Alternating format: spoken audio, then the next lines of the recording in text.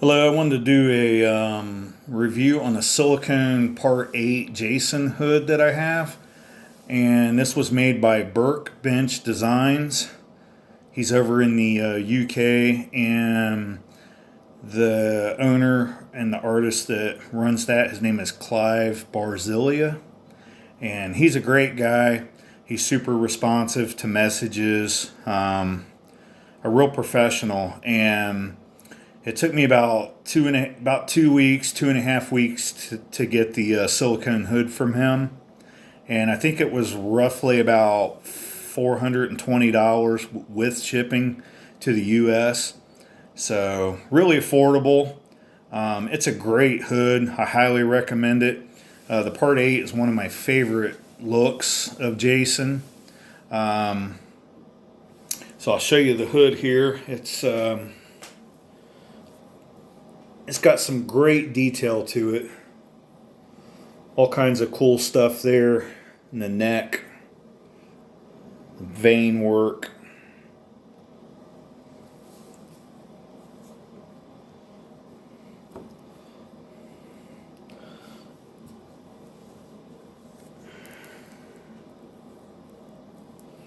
This is a super soft silicone.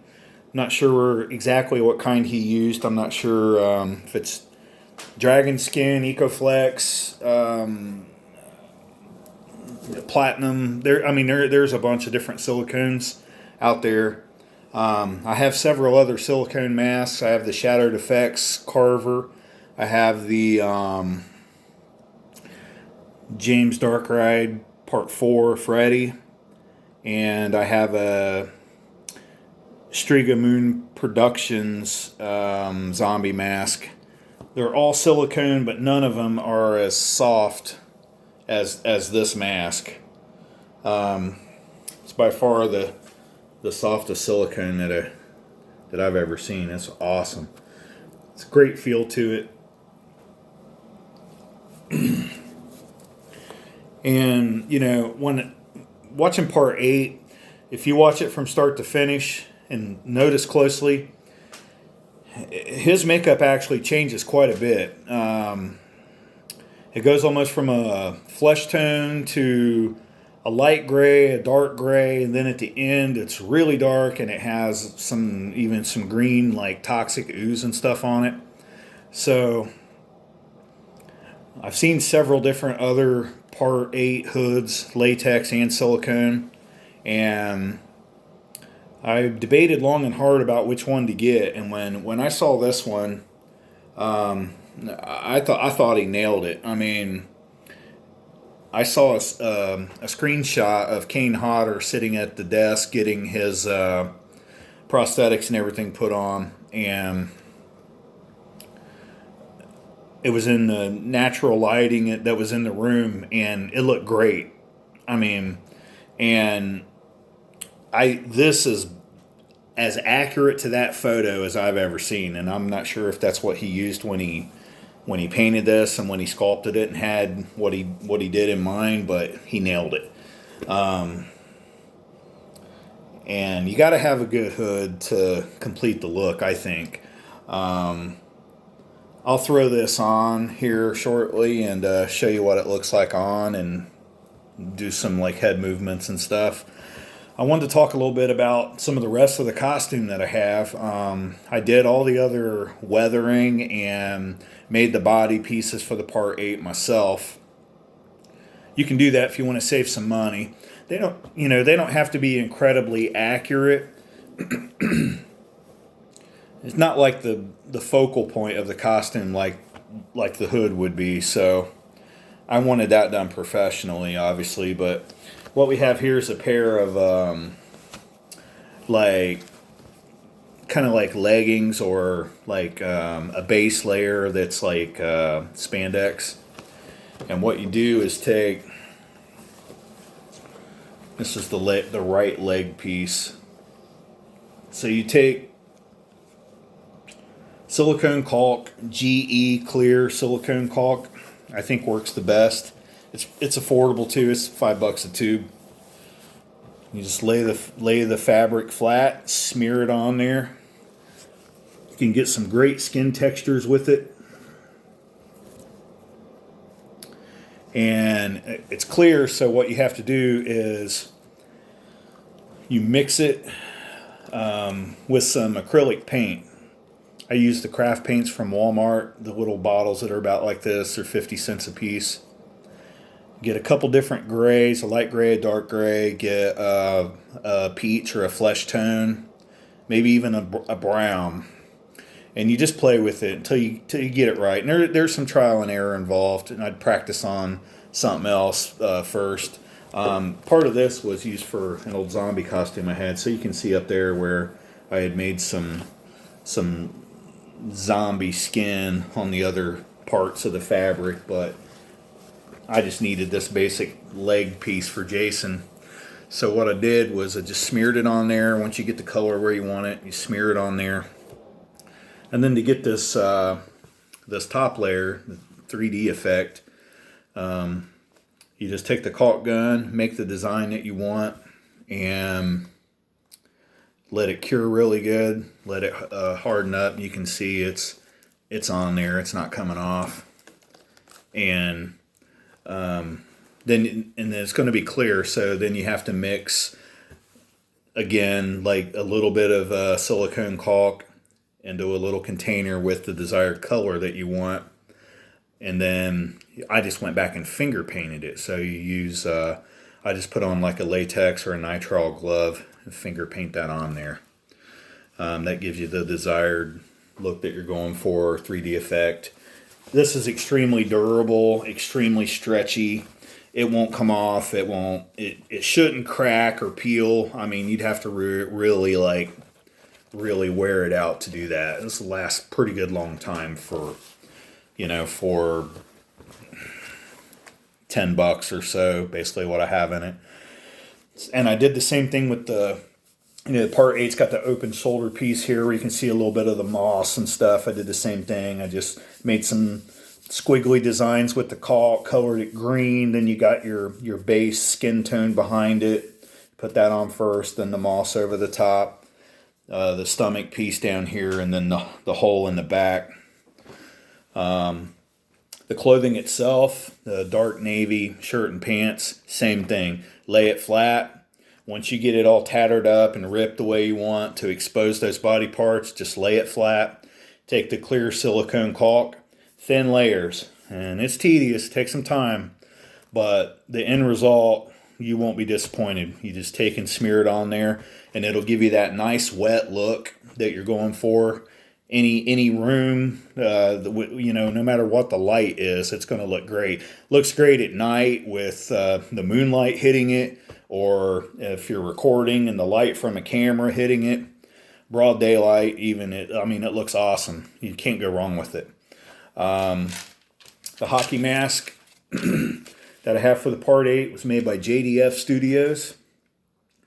This is a pretty good mask for the price. I mean, it's affordable, $60 maybe. It's a decent thickness. I love the straps that are attached to the part 8. I think that really completes the look opposed to the elastic. I never really liked that much.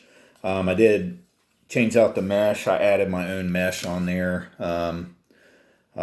This is easier for me to see out of, and up against something black, when it's up against your face, can't see. I got a white shirt on, so you can see there how it's coming through there, but when you block that out, it's pretty dark, but I can see through it perfectly. It's awesome. Of course, these come blank. You have to paint it, weather it, do all that yourself. But they're affordable. It's a great part 8 mask. I gave this to a friend of mine. His name's John Moran, and he did all of the. He painted it for me and did all the weathering, the scuff marks, off various screenshots from the movie, up close shots and things like that. So he nailed it, man. I love this hockey mask. It's great. Okay, and I want to show you something else here that I use for the costume. I'm only 5'9", so I need a little extra height. So what we have here are a pair of just platform boots. I wanted them to look muddy and gross. So basically what this is Great Stuff spray foam. Take that and put it on there.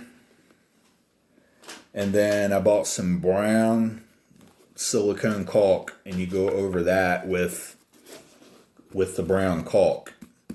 And I used a little bit of brown spray paint here and there to get in some of the crevices and cracks, because you could still see some of the light yellowish color from the Great Stuff foam.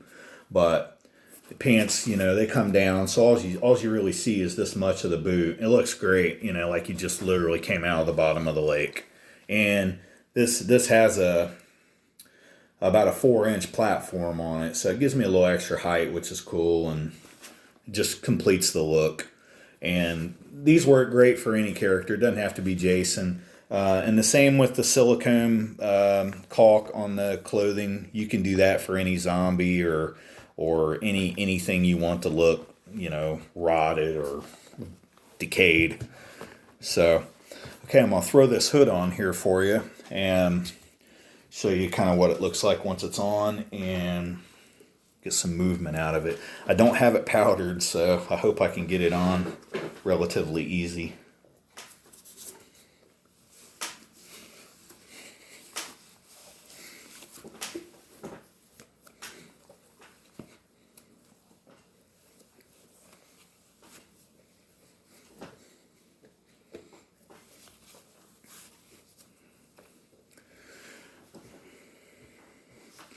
So this gives you an idea what it looks like on. It's super comfortable.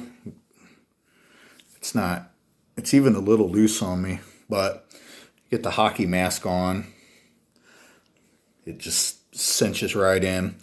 Plus, if you've ever worn a silicone mask and when you sweat in it a little bit, it just sucks right to your face. But I love having, full air. You got, you can eat and drink with it real easy. You can see, you can hear pretty good. This mask does not have ear holes, but I don't know if it's because the face is open, but you can definitely hear really well with it. I'll give you a good look at that.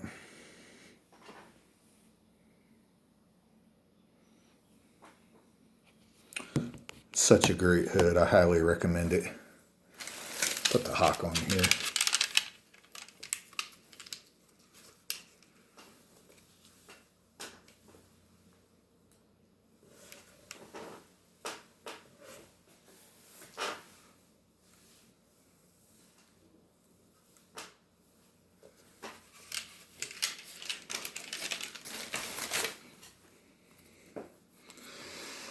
Best thing about hoods, besides having the open face, is they're really easy to take on and off. Even this one not powdered comes off pretty easy, as opposed to, most full head silicone masks can really be, they're not easy to get on and off, but, price you pay for becoming an instant character in a matter of seconds, which is really awesome. So that's pretty much going to sum up my review. Again, the hood is Burkbench Designs. He's over in the UK. It's Clive Barzilia. He's a great guy. Highly recommend him and his work. JDF Studios makes great hockey masks if you want one of those on a decent budget. You can paint it and weather it and get it exactly the way you want it, which I kind of like to do that. I like to do my own thing, like you've seen with the boots and the body parts. I hope I explained that thoroughly enough about how to make your own skin pieces and body parts. It's pretty simple, little trial and error, time consuming, but pretty easy. You got to work fast. That silicone, it cures like really fast. I'm talking in a matter of a minute and a half. So you got to do small sections at a time, and you just keep at it until you get it covered and get what you want on there. But it cures really quick. But it's a great way to cut costs on a full costumes. So I hope that helped. And making the boots, that's the boots were expensive. They were like $100 themselves, but for them to look the way the way that I wanted them to was, I mean, just a matter of a few dollars. It wasn't expensive at all. So I hope all that was beneficial to somebody out there. So I appreciate you watching, and until next time.